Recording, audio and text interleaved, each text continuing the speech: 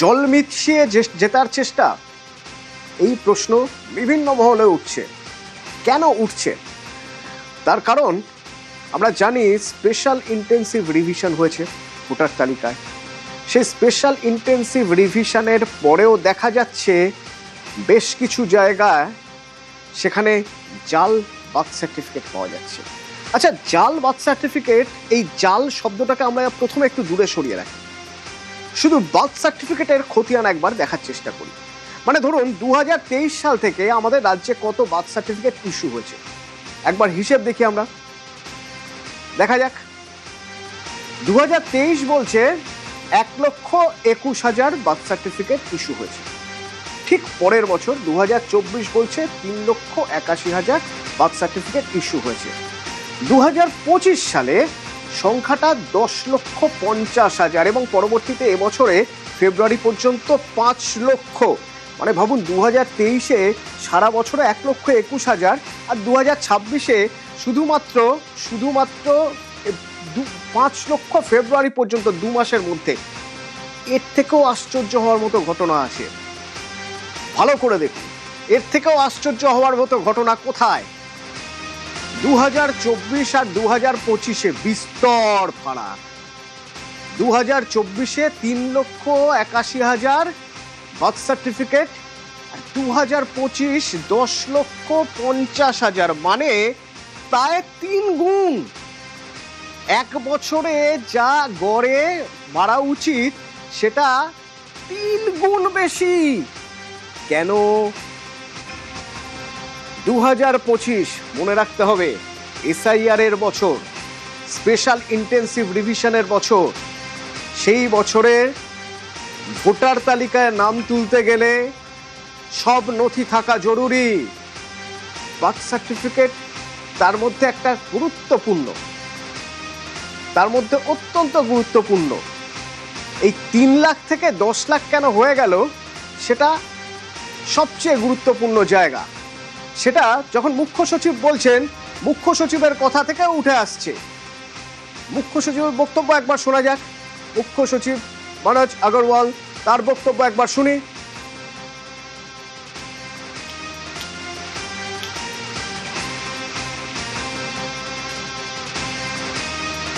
2023 ছিল 1,21,453, 1,21,453। 2024 ছিল 3,81,591। 2025 যেটা আছে 10,45,451।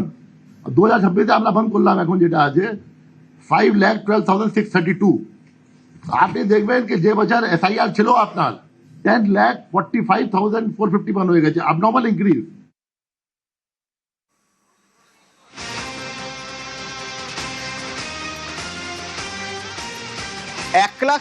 এক লাখের কিছু বেশি ছিল 2023-এ, 1,21,000। সেটা 2024-এ 3,81,000 আর 2025-এ সেটা 10,50,000। 3 গুণ বেশি। চিন্তার কারণ তো বটেই। এর মধ্যে থেকে কটা ভুয়ো? হিসেব বলছে যা তথ্য রয়েছে সরকারের কাছে, সেই তথ্য অনুযায়ী এখনো পর্যন্ত জানা যাচ্ছে প্রতি 4টির মধ্যে 1টি ভুয়ো। মানে প্রায় 46,000-47,000 র্যান্ডম সার্ভে করে দেখা যাচ্ছে, তার মধ্যে থেকে 10,000 মতো ভুয়ো বেরোচ্ছে।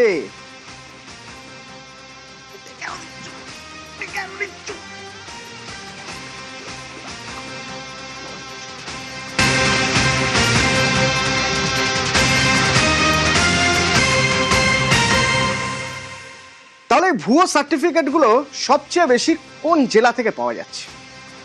হিসেব বলছে যে জেলাগুলো থেকে পাওয়া যাচ্ছে সেগুলো সীমান্তবর্তী জেলা। 3টে জেলা থেকে সবচেয়ে বেশি পাওয়া গেছে। কোন কোন জেলা? মালদা, মুর্শিদাবাদ, উত্তর দিনাজপুর।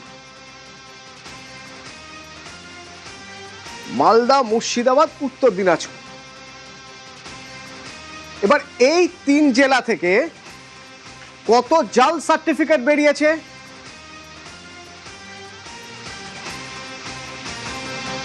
উত্তর দিনাজপুর থেকে 58,509, উত্তর 24 পরগনা থেকে 19,709। হিসেবটা একবার ভাবুন। মালদা 16,712, মুর্শিদাবাদ 8,138, উত্তর দিনাজপুরে 58,000 জাল বার্থ সার্টিফিকেট। ভাবা যায় এই যে এত জাল বার্থ সার্টিফিকেট, এবং সেগুলো সীমান্তবর্তী জেলা থেকে, পার্টিকুলার 3টে জেলার কথা এখানে মুখ্য সচিব বলছেন মালদা, মুর্শিদাবাদ, উত্তর দিনাজপুরের কথা।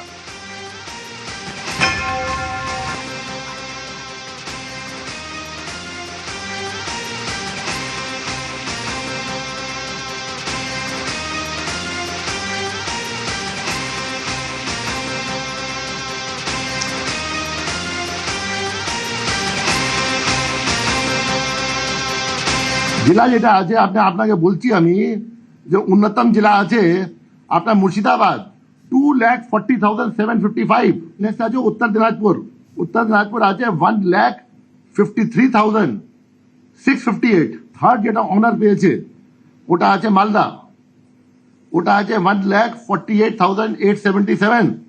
তো আপনি দেখবেন এ abnormal হয়ে গেছে। দেখুন SIR দেখা গেল কি ও জেলাতে ডিলিশন লিস্ট হলো, लेकिन যখন জুডিশিয়াল ইনকোয়ারি হলো 60 লাখ মধ্যে, তো আপনার প্রায় অর্ধেক ছিল মালদা, মুর্শিদাবাদ আর উত্তর দিনাজপুর। 8 লাখ, 10 লাখ, 12 লাখ, 28 লাখ প্রায় ছিল যেটা আছে এই তিনটাই জেলাতে আউট অফ 60 লাখ। SIR মধ্যে বের হয়ে গেছে, জুডিশিয়াল স্ক্রুটিনির মধ্যে আটকে গেছে।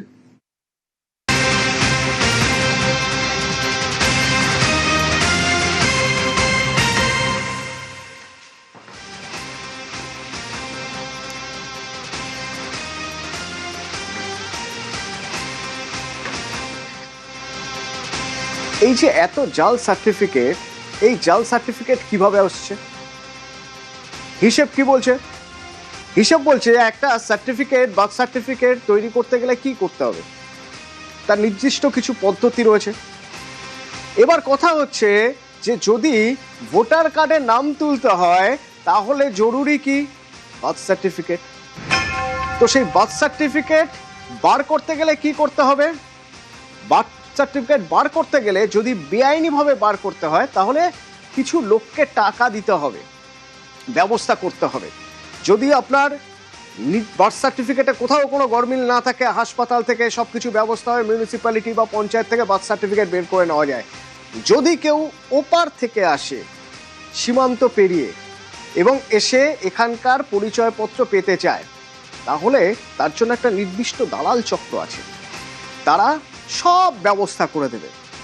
বার্থ সার্টিফিকেট, তারপরে রেশন কার্ড, তারপরে ভোটার আইডি, আধার কার্ড, দিয়ে দেবেন ভোট। তো ভোটটা কাদের দেবেন? যারা এইসব ব্যবস্থা করে দিল। যারা এইসব ব্যবস্থা করে দিল তারা নিশ্চয়ই চাইবেন যে এই ব্যবস্থাগুলো করা হয়েছে, ভোট তাদেরই দেওয়া হোক। তাহলে এটা একটা ভোট ব্যাংকের রাজনীতি ছিল, এইভাবে জালিয়াতি করে ভোট হতো। আজ মুখ্য সচিব যখন বলছেন তখন তিনি বলছেন যে এই জাল যদি না ধরা যায় তাহলে তার চেয়ে বড় বিপদ আর কিছু নেই। এই যে জাল, এই জালটা কারা কারা ছড়াচ্ছে? আসলে আসলে বার্থ সার্টিফিকেট দেওয়ার অধিকার কাদের? জনপ্রতিনিধিদের।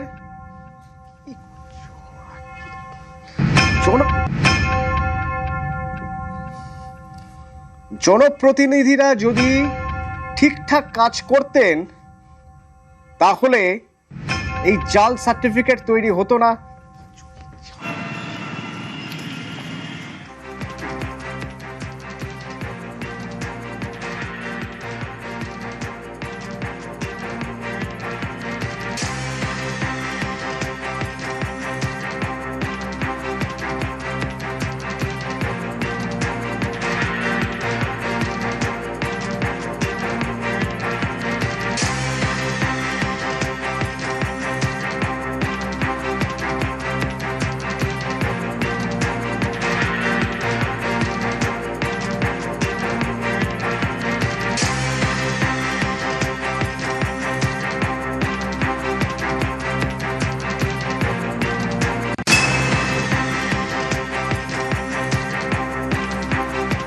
তার মানে যদি যদি এই পঞ্চায়েত প্রধান বা যারা যারা জনপ্রতিনিধি তারা যদি সৎ হন, সবাই যে অসৎ তা নন, কেউ তো অসৎ বটেই।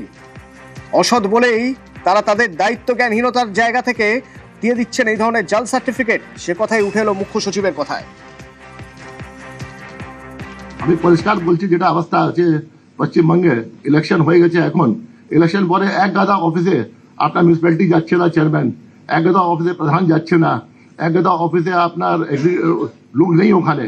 অনেক কাজ আটকে গেছে এই জন্য যে অনেক স্কিমে যে আছে যেখানে বলা আছে কি প্রধান থেকে এটা ভেরিফিকেশন হবে, প্রধান থেকে সিগনেচার হবে, ওটা আমরা করাতে পারছি না, প্রধানই নেই ওখানে। প্রধান যে আছে due to some reason or other reason আসছে না, ইয়া প্রধান রিজাইন করে দিচ্ছেন, উপপ্রধান রিজাইন করে দিচ্ছেন, গোটা ব্যবস্থা চলমালাই গেছে। এখন যেটা আছে অনেক জায়গা আমাদের কাছে কিছু সিস্টেম নেই, অ্যান্ড এমন কোনো অ্যাক্ট রুল নেই সিস্টেমকে রিপ্লেস করতে পারবো by government servants in the panchayat. Even financial power যেটা আছে আজকের দিনে সব আছে পঞ্চায়েত প্রধান কাছে, এক্সিকিউটিভ মেয়র কাছে, ফাইন্যান্সিয়াল পাওয়ার মেনি এটা অন্য স্টেটে সব জায়গা অফিসার কাছে থাকবে, কিন্তু অফিসারের দায়বদ্ধতা আছে কোনো গন্ডগোল করবেন under PC act, under PMLA, so many action যেটা আছে ডিসিপ্লিনারি কন্ডাক্ট রুলস হতে পারে। কন্ডাক্ট রুলস যে আছে কোনো আমি দেখিনি কোনো মেয়র জন্য या কোনো প্রধান জন্য কোনো কন্ডাক্ট রুলস আছে যে কোনো জানা আছে, বাট গভর্নমেন্ট সার্ভেন্ট জন্য কন্ডাক্ট রুলস ফ্রম ডে 1 থেকে আপনি চাকরি জয়েন করেন তখন থেকে থাকে, একটা সিস্টেম প্রসিজার থাকে, এই জন্য গভর্নমেন্ট সার্ভেন্ট করে, বাট অফকোর্স আন্ডার তদারকি of the political executive and the executive of the state. অর্থাৎ রাজ্য বাধ্য হচ্ছে এই সিদ্ধান্ত নিতে যে যারা পঞ্চায়েত প্রধান বা যারা জনপ্রতিনিধি আছেন আর তাদের অধিকার থাকবে না সার্টিফিকেট বা ডেথ সার্টিফিকেট দেওয়ার, এবার সেগুলো দেবেন শুধুমাত্র অফিসাররা। মানে তাদের মধ্যে করাপশন যে কোন জায়গায় ঢুকে গেছে সেটা এর আগেও প্রমাণ হয়েছে, কারণ পঞ্চায়েতেরও আইন বদলাতে হয়েছে। কেন বদলাতে হয়েছে? কারণ দেখা যাচ্ছে যে পঞ্চায়েত প্রধান যারা তারা সবাই পালিয়ে বেড়াচ্ছেন, লুকিয়ে বেড়াচ্ছেন, ওদিকে কেন্দ্র থেকে টাকা এসে বসে রয়েছে, 100 দিনের কাজের টাকা, সেই টাকা খরচ যে হবে সাইন করতে হবে, তো তিনি তো অফিসেই আসছেন না, পালিয়েই বেড়াচ্ছেন। তাহলে তাদের হাত থেকে সে ক্ষমতাও কেড়ে নেওয়া হয়েছে, এবার তাদের হাত থেকে সার্টিফিকেটে সই করার ক্ষমতাটাও কেড়ে নেওয়া হলো। সেটা করবেন অফিসাররা। কেন? তার কারণ মনে করা হচ্ছে তারা যে কাজটা করেছেন তাতে ভারতের অখণ্ডতা নিয়ে সমস্যা হতে পারে। একের পর এক কারণ। প্রথমত, জনবিন্যাস বদলে যাচ্ছে, তারা যে কাজ করেছেন তাতে জনবিন্যাস বদলে যাচ্ছে। রাজনৈতিক স্বার্থ চরিতার্থ করার জন্য এই কাজ করা হয়েছে, জাল সার্টিফিকেট দেওয়া হয়েছে। জনবিন্যাস যদি বদলে যায় সীমান্ত পারে, সে তো মানে সীমান্তবর্তী জায়গাগুলোর জেলাগুলোর তার থেকে ভয়ঙ্কর আর কি হতে পারে। যে কথা বারবার বলা হয়েছে, ভোটের আগে স্বরাষ্ট্রমন্ত্রী এসে বলেছেন যে জনবিন্যাস বদলে দেওয়ার একটা চক্রান্ত চলছে, সেই কাজ যাতে না হয় তার জন্য কড়া সিদ্ধান্ত। মুখ্য সচিব জানাচ্ছেন দেশের অখণ্ডতার জন্য এই সিদ্ধান্ত জরুরি ছিল। ন্যাশনাল সিকিউরিটির জন্য কোনো কম্প্রোমাইজ নেই। এটা যে আছে নেশন ফার্স্ট আছে, নালে क्योंकि যে আছে যদি পশ্চিমবঙ্গে খারাপ হবে গোটা কান্ট্রি খারাপ হবে, আর যদি বিকশিত ভারত হবে পশ্চিমবঙ্গ ছাড়া হতে পারে না। ইচ অ্যান্ড এভরি মিজোরাম জন্য হতে পারবে না, মেঘালয়ের জন্য হতে পারবে না, ইচ অ্যান্ড এভরি স্টেট জন্য হতে পারবে না। তো যেটা আছে আপনার ন্যাশনাল নর্মস আছে ওটা ফলো করতে হবে। যদি এখান থেকে লোক বেরিয়ে গেছে অন্য স্টেটও গিয়েছে, ওটাও আমরা চেক করে বের করব। সম্পূর্ণ রাজনৈতিক স্বার্থ এবং জনবিন্যাস বদলে দেওয়ার একটা চক্রান্ত, একথা কেন বারবার করে উঠছে তার কারণ এই যে স্পেশাল ইন্টেন্সিভ রিভিশন হয়েছিল ভোটার তালিকায়, সেই কাজ কারা করেছিলেন? বুথ লেভেল অফিসাররা ভালো কাজ করলে তাদের সম্মান জানানো হয়েছিল, এই বিএলও ভালো কাজ করেছেন। ফলতার এক বিএলওর বক্তব্য শোনাবো, তাকে সার্টিফিকেট দেওয়া হয়েছিল তিনি দারুণ কাজ করেছেন তিনি, কিন্তু তার কাছে যখন নথি ধরা হচ্ছে তখন সেই নথিতে দেখা যাচ্ছে একজন ডেড, মৃত মানুষ, তাকে জীবিত বলে তিনি দেখাচ্ছেন ভোটার তালিকায়। কেন দেখিয়েছেন জানতে চাওয়া হলো, বললেন চাপে পড়ে, চাপ দিয়েছে, তিনি তো স্কুল টিচার, স্কুলে যেতে পারতেন না। শুনবেন ফলতার বিএলও, শুনুন। মৃত মানুষকে জীবিত রেখে দিয়ে? না, মৃত মানুষকে জীবিত রাখিনি, অল্প রাখতে হয়েছে পার্টির চাপে। এরকম কিরকম ধরো এইগুলো বলছে, এগুলো এই দু একজন সবে মাত্র মারা গেছে, এদের রাখতে হবে, এইভাবে আমি রেখেছি। আমার নিজের মানে ইচ্ছায় রাখিনি। কারা বলেছে এটা? পার্টির ছেলেরা। পার্টির ছেলে কারা? নাম বলতে হবে এখন? কোন পার্টির ছেলে? তৃণমূল পার্টির ছেলে। কি বলেছিল? কি বলেছিল যে এইগুলো সবে মারা গেছে, এদের রাখতে হবে, এরা রাখলে ভালো। আমি কি করবো, আমার করার কিছু ছিল না বলেই আমি রেখেছি। জীবিত মানুষ তাকে না, জীবিত মানুষ নয়, মৃত মানুষকে জীবিত করে রেখেছি। তাই? হ্যাঁ। ও, কতগুলো এরকম রেখেছেন? এরকম আমি সব এখন ডিটেলস বলতে পারবো না। না, বলতে পারবো না। আরে বলুন। বলতে পারবো না। এরকম আমার হিসাব নেই। দিদি আপনি প্রাইজ পেয়েছেন এসআইআর এর কাজ করে। হ্যাঁ, প্রাইজ পেয়েছি, আপনি এখন পুরস্কার আমি পেয়েছেন। বলতে পারবো না। এরকম জীবিত কিছু বলবো না। মৃত ভোটারদেরকে আপনি জীবিত করে রেখেছেন। মৃত ভাতারদের জীবিত সে খুব অল্প, সামান্য। কেন করেছেন আপনি? কেন করেছেন? হ্যাঁ, কেন করেছেন? আপনি এটা পারেন করতে? না আমি পারি না করতে। অপরাধ করেছেন। জেনে শুনে আপনি করেছেন তো কেন? অপরাধ না, করেছেন। অপরাধ করেছি কিন্তু কিছু করার নেই তখন আপনি কেন চাপেতে। ঊর্ধ্বতন পক্ষকে জানিয়েছিলেন? আপনার উদ্যোগ উপরে কাউকে আমি জানিয়েছিলেন? উপরে কোনো নাম্বারও ছিল না, কিছু ছিল না, আমি কি করে জানাবো? তা আপনি কি ওই জন্য জীবিত মানে মৃত মানুষকে জীবিত রাখার জন্য পুরস্কার পেয়েছেন? না, মৃত মানুষকে জীবিত রাখার জন্য পুরস্কার পাইনি। আমি ভালো কাজ করেছি, আমার খাতাপত্রের কাজ ভালো হয়েছে বলে পুরস্কার কিন্তু পেয়েছি। এই যে মৃত মানুষকে জীবিত রাখা কি ভালো কাজ? না, ভালো কাজ নয়। তাহলে সে আপনি জেনে শুনে করেছেন কেন? জেনে শুনে করিনি। কারা কারা চাপ দিত আপনাকে এই নাম রাখার জন্য? ভিডিও ভিডিও ম্যাডাম নয়। ভিডিওকে জানিয়েছিলেন যে আপনার উপরে এই চাপ দিচ্ছে? হ্যাঁ, আমি ভিডিও ম্যাডাম, আমাদের উপরে যারা সব মোটামুটি আমি বলেছি যে এরকম জীবিত মানুষকে বাঁচিয়ে রাখতে হচ্ছে আমাদের পার্টির চাপে। কে শানু বকশিসকে বলেছিলেন? না, আমি শানু বংশীকে বলিনি। কাকে বলেছিলেন? ভিডিও অফিসের যারা কাজ করে তাদের বলেছি। এটা তো অবৈধ কাজ করেছেন আপনি। অবৈধ কাজ কি করবো, করার ছিল না তখন। আমি যদি করতাম আমার শাস্তি হতো, Yes, কি আমার শাস্তি হতো? স্কুল বন্ধ করে দিত, এমন কারা হতো। দিত? এটা আরে কারা? কারা দিত এরকম ওই গ্রুপ পদ ফের দিত। ওরা কারা? ওরা কোন দল করতো? ও তৃণমূলেরই। ভাবুন একবার কি পরিমাণ চাপ, কি হাস্যকর যুক্তি বিএলওকে দেওয়া হয়েছিল যে এরা তো সবে মারা গেছেন, এদের নাম বরং থাক। ভাবুন এই যে চাপ দিতেন এতদিন ধরে, শুধুমাত্র এই একজন বিএলও তো নয়, বিভিন্ন বিএলওর উপর এরকম চাপ এসেছে। তাহলে কি ধরে নেব স্পেশাল ইন্টেন্সিভ রিভিশন ব্যর্থ?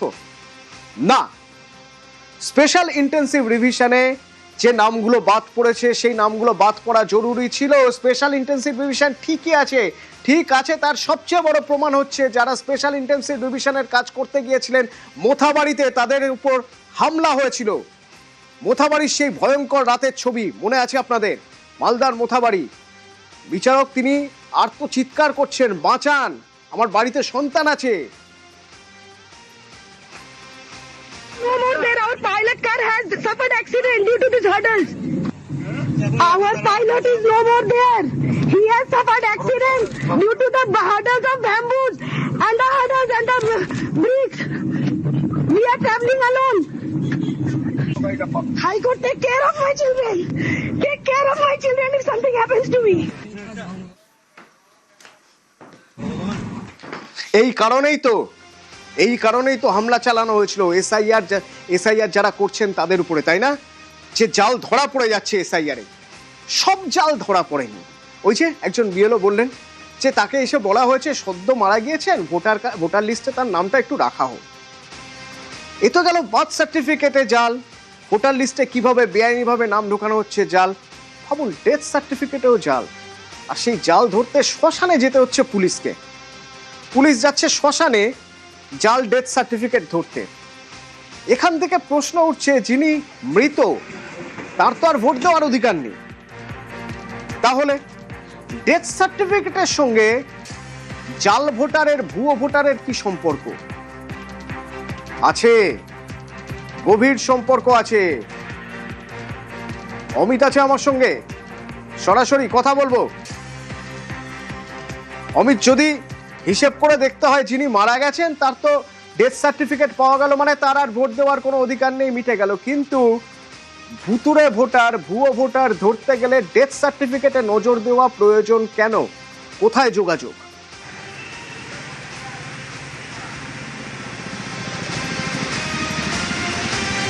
দেখো তনু, এক্ষেত্রে দুটো বিষয় কিন্তু বিষয় সামনে আসে। একদিকে ভুতুরে ভোটার, অর্থাৎ যিনি মারা গেছেন তার নাম ভোটার তালিকায় রয়েছে, তার হয়ে কেউ বা কারা ভোট দিচ্ছেন, এটা একটা পার্ট। সেক্ষেত্রে তিনি যে মারা গিয়েছেন কিন্তু ভোটার লিস্টে নাম আছে, এক্ষেত্রে সরকারিভাবে নথিপত্র যাচাই করার ক্ষেত্রে ডেথ সার্টিফিকেট ইস্যু হয় শ্মশান থেকে, যেখানে দাহ করা হয়, সেখানে তার নাম নথিভুক্ত রয়েছে কিনা, রেজিস্টারে তার নাম রয়েছে কিনা, বা অনলাইন পোর্টালে তার নাম রয়েছে কিনা, এটা একটা দিকে আমি খতিয়ে দেখা। অন্যদিকে কোনো অনুপ্রবেশকারী যদি এখানে ভোটার তালিকায় তার নাম তুলতে চান এবং তিনি যদি নিজেকে যদি ক্লেম করেন যে তার পরিবারের কোনো না কোনো সদস্য, তার হতে পারে তার বাবা, হতে পারে তার মা, হতে পারে তার দিদা বা দাদু, কেউ এখানকারই সদস্য, তারা এখানেই থাকতেন, এখানকারই বাসিন্দা, তিনি মারা গিয়েছেন, তার একটি ডেথ সার্টিফিকেট তিনি শ্মশান থেকে ইস্যু করালেন। কিন্তু ইস্যু আদতেও এমন কেউ ছিলেন না। টাকার বিনিময়ে শ্মশান থেকে এই ধরনের ডেথ সার্টিফিকেট ইস্যু হয়েছে কিনা তারই সন্ধান চালানোর ক্ষেত্রে কেওড়াতলা মহাশ্মশানে পৌঁছে গিয়েছে টালিগঞ্জ থানার পুলিশ অফিসাররা।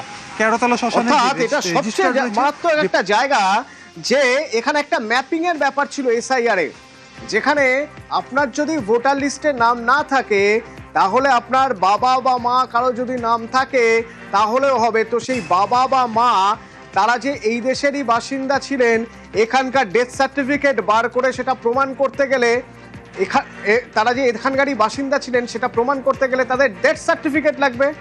তো সেই জন্য ভুয়ো ডেথ সার্টিফিকেট তৈরি করা হয়েছে একের পর এক। এইভাবে যে জাল সার্টিফিকেট দেওয়া হচ্ছে এবং জাল সার্টিফিকেটের মাধ্যমে ভুয়ো ভোটার তৈরি করা হচ্ছে, যখন বিরোধী দলনেতা ছিলেন শুভেন্দু অধিকারী, তখনই তিনি এই অভিযোগ করেছিলেন। তৃণমূলের যে ফ্রড টিম রয়েছে, বিভিন্ন স্তরের কাউন্সিলর, পঞ্চায়েত এবং ছোট ছোট মাতব্বরদের মাধ্যমে এই যে বাড়িতে এসআইআর এর ফর্ম বিতরণ হবে, তাতে মৃত ব্যক্তি থাকলেও তাকে জীবিত বলে লিখে দেওয়ার জন্য এই ধরনের ফলস বার্থ সার্টিফিকেট বানিয়ে বিএমওএসদের কাছ থেকে ডিজিটাল সার্টিফিকেট করিয়ে নিচ্ছে। তারা আমাদেরকে বলেছেন যে ফর্মগুলো রিটার্ন হতে দিন। একটা ছবি দেখাবো আপনাদের চট করে। হাওড়া পুরসভায় দেখুন, এরা কিন্তু পুরকর্মী, একবার দেখুন।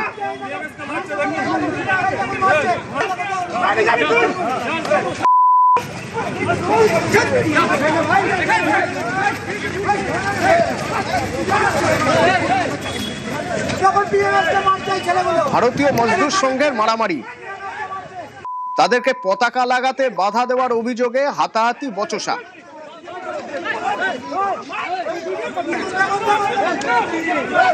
আজকে 23শে জুলাই বিএমএস এর প্রতিষ্ঠা দিবস। আমরা এখানে আমাদের ইউনিটে পতাকা তুলতে এসেছি। অভিষেক গুপ্তা এবং তার দলবল ক্রিমিনাল আমাদের ব্যাপক মেরেছে। আর ওরা বিজেপি করে, ওরা যদি জানতাম তৃণমূল করে ঠিক আছে, আমাকে ব্যাপক মারছে। কোনো কথা না, বিএমএস হবে না। ডাইরেক্ট বলছে সঞ্জয় সিং আমার তোকে ঢুকতে বারণ করেছে। আমরা চাইছি এ সঠিক ন্যায় হোক। ভারতীয় মজদুর সংঘ बंद करते हुए संजय सिंह बोले ना, वो अभिषेक गुप्ता नीचे बोलते। यहाँ पे बाहर के कुछ बीएमएस वाले आके, बीएमएस क्या, बीएमएस का नाम तो वो लोग तोलाबाजी करते हैं, इलीगल काम करते हैं। यहाँ पे आके वो लोग बाहर, यहाँ के कोई भी नहीं थे, यहाँ के मिनिमम 3-4 जन उन लोगों के साथ में थे। वो लोग पूरा बीएमएस करने जा रहे थे। तो हम लोग बोले नहीं, हम लोग यहाँ पे कॉर्पोरेशन का एम्प्लॉय यूनियन चलेगा, बाहर का कोई यूनियन नहीं चलेगा। बोल के वो लोग हम लोग को हाथ छोड़ दिए, तो हम भी लोग मारे। हम लोग तो भैया चूड़ी नहीं पहने हैं। দিল্লির আরশোলারা এবার কোট আনকোট আরশোলারা এবার কলকাতার রাস্তায়, কলকাতার জনপথে। ককরোচ জনতা পার্টি তারা কলকাতায় মিছিল করতে চায় আগামীকাল, তার জন্য অনুমতি চাইল। আমার সঙ্গে ইরন রয়েছেন। ইরন, পদত্যাগ চাইছেন স্বরাষ্ট্র দেশের শিক্ষামন্ত্রী ধর্মেন্দ্র প্রধানের পদত্যাগ চাইছেন। কেন্দ্রীয় সরকারের বিরুদ্ধে তাদের মুভমেন্ট দিল্লির রাজপথে, আমরা দেখছি সেই মুভমেন্ট রাজধানীর রাজপথে। কলকাতায় কেন এই মুভমেন্ট, কি বলছেন? একদমই দেখো, কলকাতার যে ককরোচ জনতা পার্টি যারা ইতিমধ্যেই পুলিশের কাছে আবেদন করেছেন, তাদের দাবি তারা ককরোচ জনতা পার্টির তারা সদস্য এবং তারা কলকাতার সংগঠনটা দেখাশোনা করেন এবং তারা আগামীকাল একটি মিছিল করতে চেয়েছেন এবং সোনাম ওয়াংচুর যে অনশন কর্মসূচি তার সমর্থনে এবং নেটের যে প্রশ্নপাত জানিয়ে দিল্লিতে ইতিমধ্যে আন্দোলন হয়েছে তার সমর্থনে তারা একটি মিছিল করতে চান। মিছিল করতে চেয়ে পুলিশের কাছে যে অনুমতি চাওয়া হয়েছে এবং তাতে যেটা বলা হয়েছে, আগামীকাল 4টে থেকে কলেজ স্ট্রিট থেকে রানী রাসমণি এভিনিউ সেই পর্যন্ত মিছিল তারা করবেন এবং মিছিলে সর্বোচ্চ 1500 লোক তারা থাকবে এবং পাশাপাশি 2টি গাড়ি ব্যবহার করতে চান। এই মর্মে তারা ইতিমধ্যে পুলিশের কাছে একটি আবেদন জানিয়েছে এবং অনুমতি চেয়ে তাদের দাবি তারা এই মিছিলটি প্রতিবাদ কর্মসূচি হিসেবেই করতে চান এবং ককরোচ জনতা পার্টি হিসেবে যেটা বলা হচ্ছে তাদের সদস্য তারা, এবং সেই কারণেই তারা এই মিছিলের ডাক দিয়েছেন। দিল্লিতে যে আন্দোলন তার সমর্থন জানিয়ে কলকাতার রাস্তায় হাঁটতে চান এই ককরোচ জনতা পার্টি কলকাতা শাখা সংগঠন। ওকে, দিল্লিতে যে রাষ্ট্রীয় সন্ত্রাস চলছে, যে কুৎসিত সন্ত্রাস চলছে, ছাত্র এবং নতুন প্রজন্মদের কণ্ঠরোধ করা হচ্ছে, তাদের উপর যে পদ্ধতিতে বিজেপির পুলিশ এবং গুন্ডারা হামলা করেছে, যেসব ছবি আসছে মারাত্মক। তো সেখানে যদি ককরোচ জনতা পার্টি কলকাতায় মিছিল করবে বলে ছাত্র যুবরা যদি অনুমতি চান, 100% অনুমতি দেওয়া উচিত। কেন অনুমতি দেবেন না? দেখুন, পুলিশি পারমিশন তারা চেয়েছে, পুলিশ প্রশাসনের সমস্ত কিছু বিচার বিশ্লেষণ করে তারা ঠিক করবে যে পারমিশন দেওয়া যাবে কি যাবে না। কিন্তু এখানে সোনাম ওয়াংচুক সাহেব নিজেই তো বলছেন যে আমি অনশন তুলে নিতে চাই, আমি আন্দোলন প্রত্যাহার করতে চাই। তাদের এরা যে কারা, এই সিজেপির নামে কারা করছে, অতিবাম, বাম, নকশাল, এরা সিজেপির জার্সি পরে নতুন রূপে আসার চেষ্টা করছে না তো? সেটা সবার আগে দেখা উচিত। ভারত বিরোধী কোনো শক্তি নেই তো এর সাথে। Supporter and member of cockroach Janata party Kolkata. আমাদের কলেজ স্ট্রিট থেকে রানী রাসমণি অব্দি বা ধর্মতলা অব্দি, এবং আমরা বলেছিলাম আপনারা আমাদের ডাইরেক্টিভ দিন যে আমরা কিভাবে মিছিল করবো, আপনারা ডাইরেক্টিভ অনুযায়ী আমরা মিছিলটা সংগঠিত করবো। আসলে আমরা 19 তারিখ বের করি 22 তারিখের জন্য, 22 তারিখ পারমিশনের জন্য। এবার দেখি আমরা দুদিন ওয়েট করি, ওরা আমার কোনো মেলে রিপ্লাই আমি পাই না। তারপর আমরা মেল করি যে আমরা 24 তারিখ করতে চাই স্যার, তারপরও আমরা এখনো অব্দি কোনো রিপ্লাই পাইনি।